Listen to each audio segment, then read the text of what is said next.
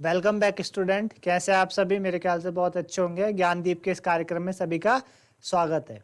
आज बच्चों हम क्या करने जा रहे हैं, प्रोटॉन और न्यूट्रॉन के बारे में समझेंगे। किस तरीके से जो प्रोटॉन है, न्यूट्रॉन आए हैं हमारे पास, है ना, किस तरीके से जो एटम के सब एटॉमिक पार्टिकल्स थे उनकी डिस्कवरी हुई है ना, किस तरीके से डिस्कवरी हुई। और थोड़ा सा हम जो मॉडल है एटम का जो मॉडल है किस तरह से डिस्कवर हुआ था थॉमसन के द्वारा।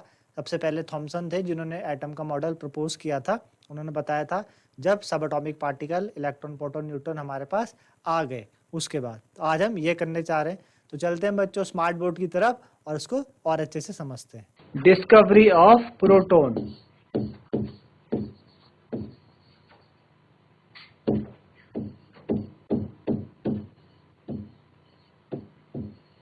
Discovery of proton. तो देखो बच्चों, डिस्कवरी ऑफ जो प्रोटॉन है वो किसने की थी। जैसे कि जब हम इलेक्ट्रॉन की बात करते हैं, जो इलेक्ट्रॉन की डिस्कवरी है, इलेक्ट्रॉन की डिस्कवरी वो किसने की थी। इलेक्ट्रॉन की डिस्कवरी का श्रेय काफी साइंटिस्ट ने मिलकर की थी, लेकिन जे थॉमसन को जाता था। इसी तरीके से जो प्रोटॉन की खोज है, इलेक्ट्रॉन जो प्रोटॉन की डिस्कवरी है वो किसने की थी, ई गोल्डस्टीन ने। ई गोल्डस्टीन, ठीक है ना, ई गोल्डस्टीन। इन्होंने कैथोड रे एक्सपेरिमेंट ट्यूब के जैसा ही सेटअप लिया, ठीक है ना, उसी के जैसे सेटअप इन्होंने लिया। इस तरीके से आप अपने डायग्राम में देख सकते हैं, स्क्रीन में देख सकते हैं। इन्होंने भी इसी तरीके से सेटअप लिया है। एक गैस डिस्चार्ज ट्यूब ली है, गैस की नलिका ली है, डिस्चार्ज ट्यूब, और उसमें इन्होंने दो सिरों पे दो इलेक्ट्रोड लगाए, एक आपका कैथोड और एक एनोड। एनोड को पॉजिटिव टर्मिनल से कनेक्ट किया बैटरी के, और एनोड को पॉजिटिव टर्मिनल से कनेक्ट किया बैटरी के, कैथोड को नेगेटिव टर्मिनल से कनेक्ट किया। इसमें इन्होंने परफोरेटेड कैथोड ली। कैसी कैथोड ली? परफोरेटेड, ऐसी कैथोड जिसमें छिद्र थे। जैसे हमने पीछे कैथोड एक्सपेरिमेंट में हमने परफोरेटेड एनोड ली थी, ऐसी एनोड ली थी जिसमें कुछ छिद्र होते थे, छेद होते थे, ताकि जो उससे जो रेज है वो निकल पाए और पीछे स्क्रीन को हिट कर पाए। पीछे हमने स्क्रीन कैसे ली थी, फ्लोरोसेंट स्क्रीन ली थी, ताकि हमको एक पार्टिकल्स तो दिखते नहीं है, कैसे पता चलेंगे, जब ये रेस पीछे स्क्रीन पे हिट करती थी तो क्या होते थे, वो स्क्रीन ग्लो करती थी। जिस तरीके से पिक्चर ट्यूब होती है हमारे टेलीविजन स्क्रीन में, कैथोड पिक्चर ट्यूब, जब वहाँ पे पार्टिकल्स हिट करते हैं तो फिर चीजें हमें क्या होती है, विजिबल होती है। इसी तरीके से हमने यहाँ पर भी इन्होंने क्या किया, परफोरेटेड कैथोड लिया और उसके पीछे इन्होंने क्या करा, स्क्रीन सेट करी, फ्लोरोसेंट स्क्रीन करी, ठीक है ना। इन्होंने इसमें टू वैक्यूम पंप लिया और इसमें इन्होंने गैस ली। जो गैस ली वो काफी लो प्रेशर पे ली। कितनी? 10 की पावर -1 mm ऑफ Hg, 10 की पावर 1 mm ऑफ Hg, यानी काफी लो प्रेशर पे इन्होंने क्या की थी, 10 की पावर 1 mm इन्होंने क्या किया था, 10 की पावर 1 mm पे इन्होंने क्या किया था, 1 mm ऑफ में इन्होंने, ठीक है ना, क्या किया इन्होंने, इतने 10 की पावर 1 mm यानी इतने कम प्रेशर पे क्या की, इन्होंने गैस ली। काफी कम प्रेशर पे इन्होंने गैस ली और हाई वोल्टेज जनरेटर लिया इन्होंने, है ना, जो वोल्टेज इन्होंने हाई किया। इस तो यहाँ से जो निकलने वाली रेस थी, एनोड से जो निकलने वाली रेस थी, इनको क्या नाम दिया, एनोड रेस नाम दिया। क्या नाम दिया? Anode rays. और इस एनोड रेस को हम क्या कहते हैं, कैनाल रेस भी कहते हैं। इस एनोड रेस को हम क्या कहते हैं, कैनाल रेस भी कहते हैं, ठीक है ना। इस एनोड रेस को हम कैनाल रेस भी कहते हैं। इस तरीके से जब ये कैनाल रेस निकली तो पीछे जाके स्क्रीन पे हिट हुई।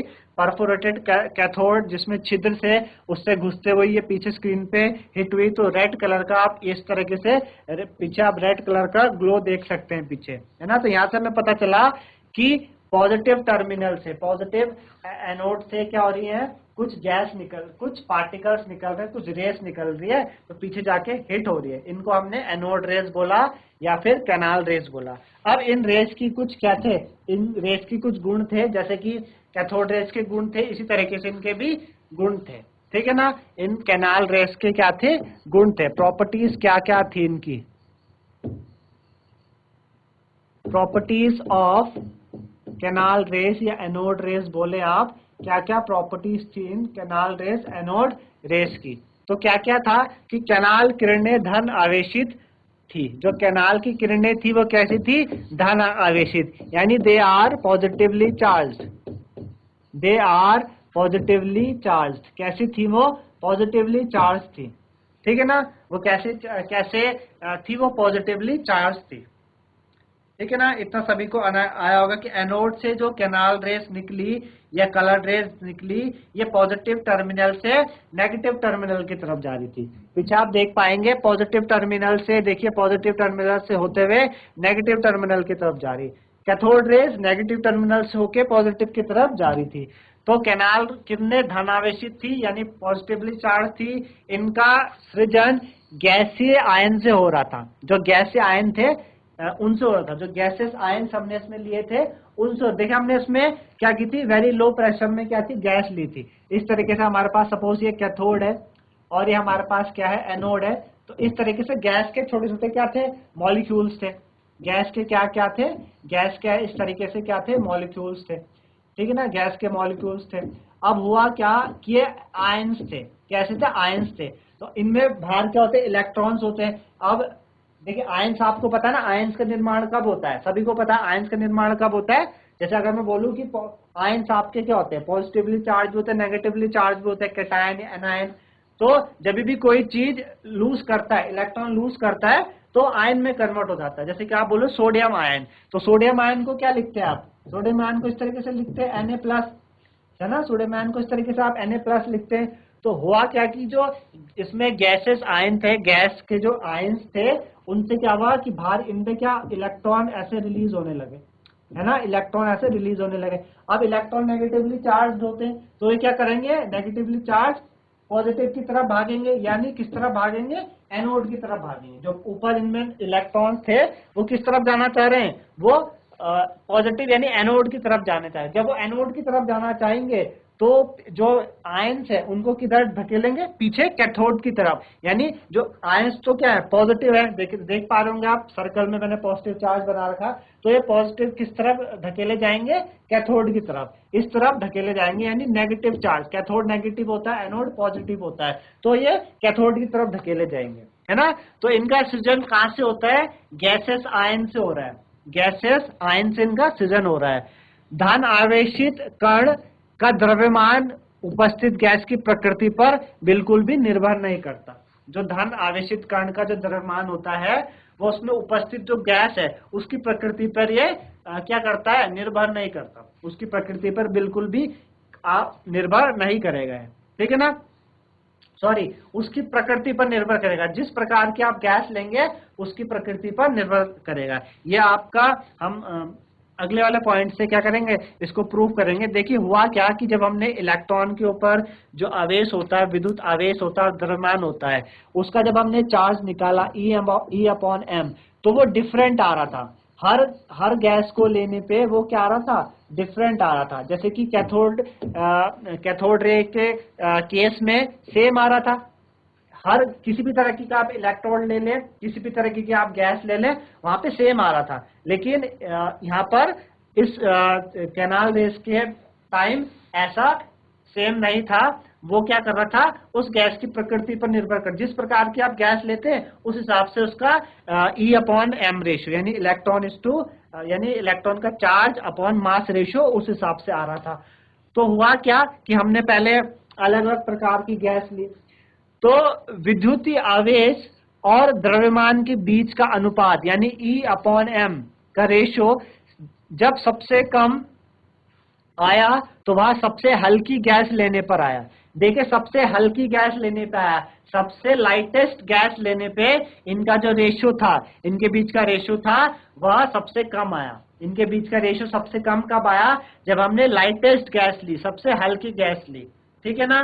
तो सबसे हल्की गैस कौन सी थी, सबसे छोटा और हल्का धन आयन हाइड्रोजन से प्राप्त हुआ था। किससे प्राप्त हुआ था, यानी सबसे छोटी गैस हमने क्या ली, जब हाइड्रोजन गैस ली, जब हमने सबसे छोटी यानी सबसे हल्की हाइड्रोजन गैस ली हमने, तो सबसे छोटा और हल्का धन आयन, है ना, धन आयन यानी पॉजिटिव चार्ज किससे प्राप्त हुआ, हमें हाइड्रोजन से प्राप्त हुआ। तो इसी को हमने क्या नाम दिया, प्रोटॉन नाम दिया। इसको हमने क्या नाम दिया, प्रोटॉन नाम दिया। देखिए जो एनोड रेस थी, जो एनोड की रेस थी वो प्रोटॉन नहीं थी, ठीक है ना। इस बात को आप ठीक से समझिए, जो एनोड की रेस थी वो प्रोटॉन नहीं थी।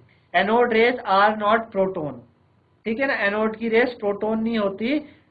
होता क्या है कि हाइड्रोजन के केस में anode rays are made up of proton. Anode की हाइड्रोजन के केस में एनोड की जो रेस होती है वो किससे मिलके बनी हुई, वो आपके प्रोटॉन से मिलके बनी हुई।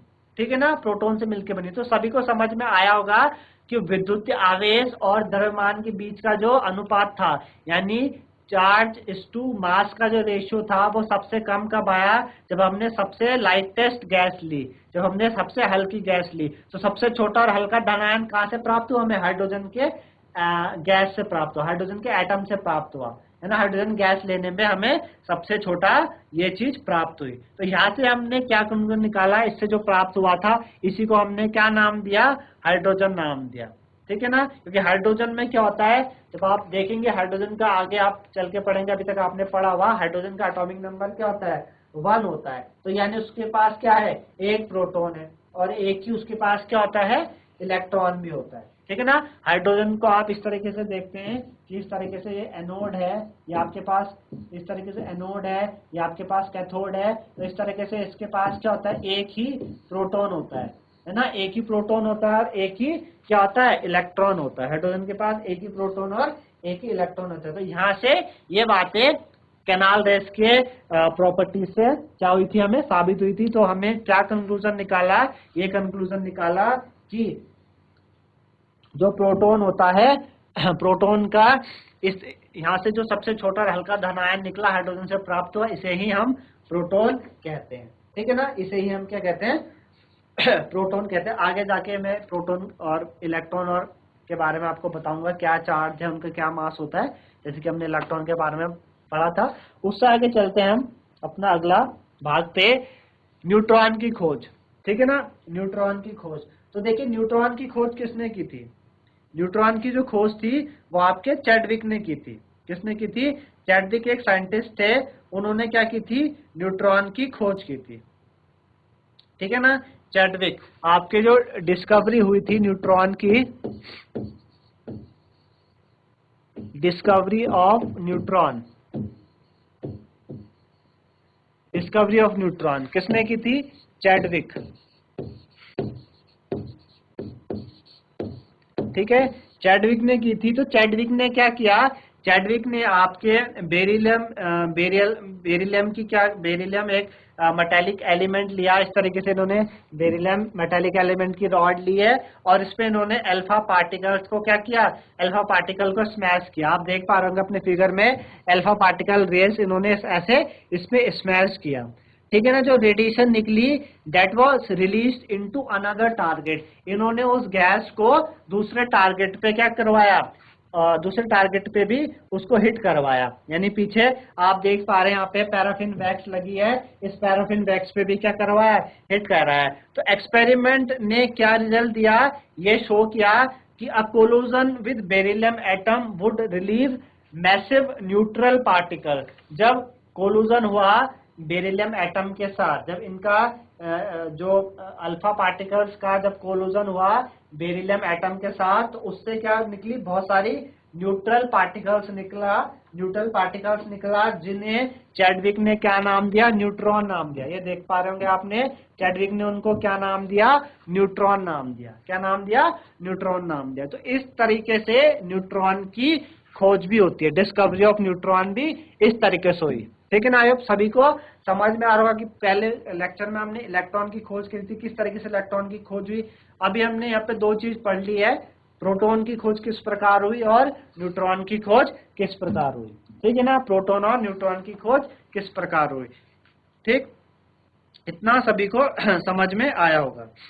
ठीक है ना, अब चलते हैं आगे और मैं आपको समझाता हूँ कि जो इलेक्ट्रॉन प्रोटॉन न्यूट्रॉन है, जो आपके इलेक्ट्रॉन प्रोटॉन न्यूट्रॉन होते हैं, उनको किस तरीके से आप डिनोट करते हैं, क्या उनका चार्ज होता है, क्या उनका मास होता है। ठीक है ना, एक सारणी की मदद से आपको समझाता हूँ। ठीक है ना, ये आपके पास इलेक्ट्रॉन, प्रोटॉन और ये न्यूट्रॉन। ठीक है ना, इलेक्ट्रॉन प्रोटॉन और न्यूट्रॉन।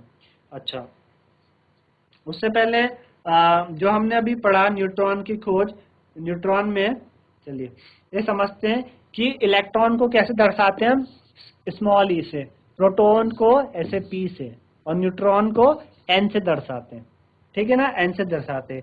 जो इनके ऊपर चार्ज होता है, ठीक है ना, इलेक्ट्रॉन के ऊपर कितना चार्ज होता है, -1.6 इंटू 10⁻⁻19 कूलम, ठीक है ना, इतना चार्ज इस पे होता है। प्रोटॉन के ऊपर कितना चार्ज होता है, +1.6 इंटू 10⁻⁻19 कूलम। अच्छा, न्यूट्रॉन है, they are neutral charge, neutral particle, ठीक है ना, न्यूट्रल पार्टिकल होते हैं ये, तो इन पे चार्ज कितना होता है, 0, इन पे चार्ज कितना होता है, 0 होता है, ठीक है ना। अगर इनका संपेक्ष आवेश देखें, आवेश इनके ऊपर, तो इसके ऊपर हम लेते हैं -1, इसके +1 और इस पे 0। अगर इनका जो द्रव्यमान है ना, इनका जो मास देखिए हम केजी में, इनका जो मास होता है केजी में, तो इलेक्ट्रॉन का होता है 9.1 इंटू 10⁻31 kg, ठीक है। जो प्रोटॉन का मास होता है 1.67 इंटू 10⁻27 kg, एंड जो प्रोटॉन का मास होता है 1.67 इंटू 10⁻27, ठीक है ना, kg, ठीक है ना। इस तरीके से क्या होता है, इनके ऊपर मास होता है, ठीक है ना, इस तरीके से इनके ऊपर मास होता है। तो जो प्रोटॉन का मास है, प्रोटॉन का मास इलेक्ट्रॉन के मास से कितना ज्यादा होता है, जो प्रोटॉन का मास है वो इलेक्ट्रॉन के मास से काफी ज्यादा होता है, ठीक है ना। आप देख पा रहे होंगे इलेक्ट्रॉन का मास है वो कितना है, 1.6 इंटू 10⁻⁻27, और इलेक्ट्रॉन का मास 9 इंटू इतना, यानी ये 1837 टाइम्स ज्यादा होता है, 1837 टाइम्स। किसका मास, प्रोटॉन का मास इलेक्ट्रॉन के मास से 1837 टाइम्स ज्यादा होता है, प्रोटॉन का मास इलेक्ट्रॉन के मास से 1837 टाइम्स ज्यादा। आई होप सभी को इतना समझ में आएगा इलेक्ट्रॉन, प्रोटॉन, न्यूट्रॉन के बारे में, उनकी डिस्कवरी के बारे में अभी तक जो हम पढ़ चुके हैं, ठीक है ना। जल्दी से आगे बढ़ते हैं। और जब ये चीजें हो गई, तो क्या बात सामने आई, ये चीजें होने पे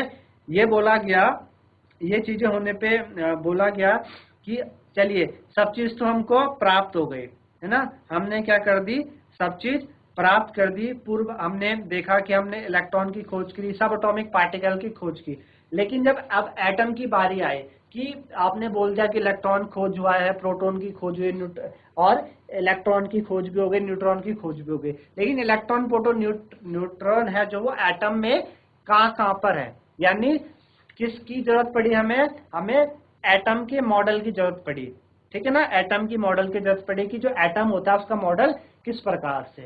तो इस घड़ी में सबसे पहले आपके पास कौन आए थे, थॉमसन आए थे, जे थॉमसन, ठीक है ना। जो एटॉमिक मॉडल था वो किसने दिया था, सबसे पहले जे थॉमसन ने,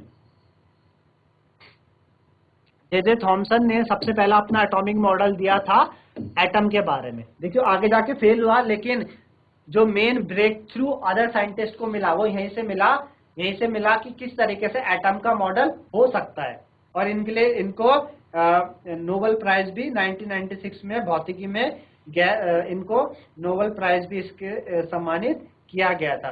तो थॉमसन ने एटम का क्या परमाणु मॉडल दिया, उन्होंने बोला कि जो एटम है आपका, एटम एक क्या है, एक स्पेयर की तरह, एटम क्या है, एक पॉजिटिव स्पेयर की तरह है, पॉजिटिव स्पेयर की तरह। आप इधर डायग्राम में देख पा रहे होंगे अपनी स्क्रीन में, एक पॉजिटिव, ये आपने पहले भी पढ़ा है 9th क्लास में, कि जो एटम है वो क्या है, पॉजिटिव स्पेयर की तरह है, जिसमें कि पॉजिटिव स्पेयर की तरह, यानी पॉजिटिव चार्ज पूरी तरीके से फैल रखा है, और उसमें बीच में क्या है, इलेक्ट्रॉन्स उसमें एम्बेडेड है, electrons are embedded on it, electrons उसमें एम्बेडेड है।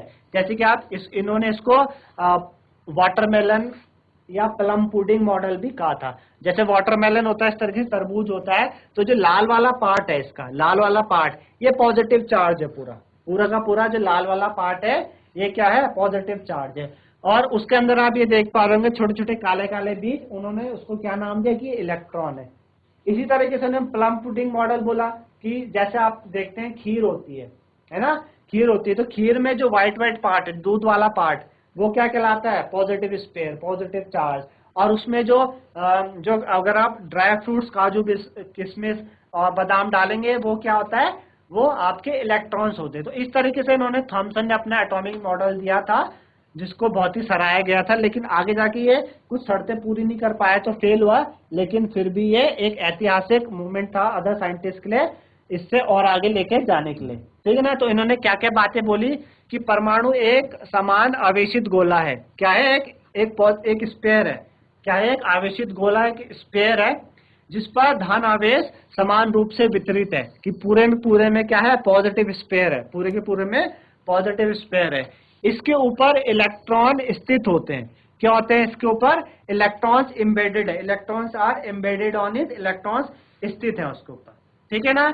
जिस कारण परमाणु में स्थायी स्थिर वैद्युतीय अवस्था प्राप्त होती है। मीन्स कि एटम क्या है? Atom is neutral. एटम क्या है? न्यूट्रल है। उस वजह से क्या होता है कि पूरे में क्या है? पूरे में तो क्या है? धनावेशित पॉजिटिव चार्ज स्फीयर है, और बीच में उसमें इलेक्ट्रॉन स्थित है, जिस कारण परमाणु में स्थायी स्थिर वैद्युतीय अवस्था प्राप्त हो जाती है। यानी एटम क्या हो जाता है? न्यूट्रल, यानी एटम इज न्यूट्रल। एटम क्या है? न्यूट्रल है। तो ये बातें थॉमसन ने अपने मॉडल में दी थी, और यहाँ से थॉमसन का मॉडल को बहुत सराहना मिली, है ना। तो बहुत सराहना मिली इसको, मॉडल को। लेकिन आगे जाके मॉडल फेल होता है कि कुछ बातें अपने कुछ चीजें साबित नहीं कर पाया। तो इसके बाद अगले जो आए थे साइंटिस्ट, वो रदरफोर्ड थे, जिन्होंने अपना मॉडल दिया था, और इसमें जो खामियां थी उसको दूर की थी। तो इस तरीके से बच्चों आज आपने समझा कि किस तरीके से प्रोटॉन न्यूट्रॉन के बारे में आपने समझा, और थॉमसन मॉडल आपने जाना। मेरे ख्याल से सभी को इतना समझ में आया होगा। आज के लिए इतना ही, धन्यवाद।